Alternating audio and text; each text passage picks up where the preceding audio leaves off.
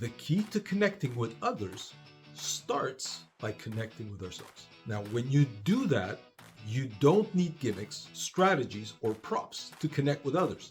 An entire new dimension opens up to you, not just with yourself, but with everyone around you. Now, here's the problem. When your ego rules, without you even realizing, you are attached to stroking or protecting it. And every question you ask, every action you take becomes self-serving. Not a very attractive quality. Now, imagine that you could master your ego, and it's definitely possible. Now, under your control, you start to communicate differently. You start to communicate to connect. And with your ego out of the way, you are more open to understanding, to creating that common ground with others, and allow for deeper insights to emerge with the person you're talking to. Now, if communication is about creating common ground, asking questions helps in understanding, in discovery. Now, without your ego, you stop thinking about what to say next and instead focus on what the other person is truly trying to communicate with you. Here's an important concept. If communication is about creating common ground, then asking questions helps in understanding better. And without the ego getting in the way, you stop thinking about what to say next and instead focus on what the other person is truly trying to communicate with you. So here's an example.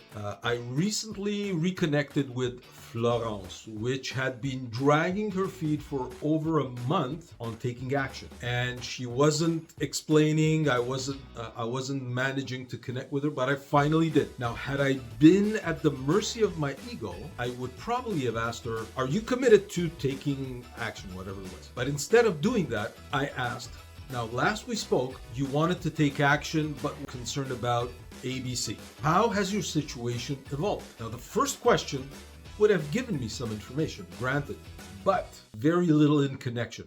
The second one, however, opened the door to her explaining exactly what was going on and gave me a clear picture on what she was waiting for, why that was important, and a firm timeline on how to get her started. And here's where things get interesting.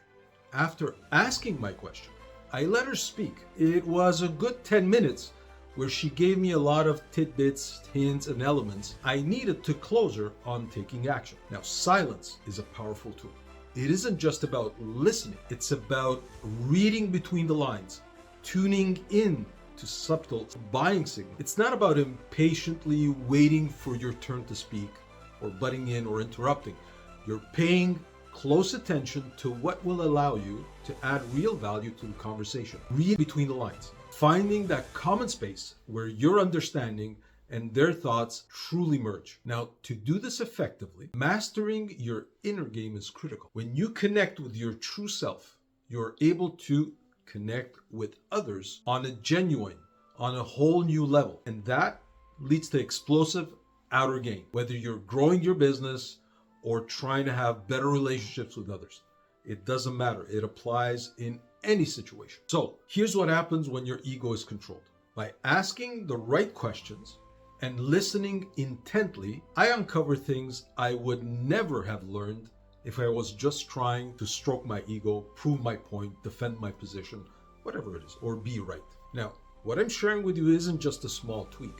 It's a game-changing shift when you stop asking questions. What I'm sharing with you isn't just a small tweak. It's a game-changing shift in how you communicate. When you stop using questions to prove yourself and start using them to genuinely connect, you unlock a deeper understanding of others, their thoughts, desires, and values. And that's where the magic happens. The connection begins to flow, solutions begin to emerge. So mastering the art of asking questions to understand with intention is about showing off. With intention isn't about showing off what you know. It's about creating a shared space to connect and discover. It's about using questions to deepen relationships, find common ground, and open new doors for success. Now, to grow your business and to grow yourself personally, instead of trying to get information, try focusing on what really matters in conversations. And that's connections.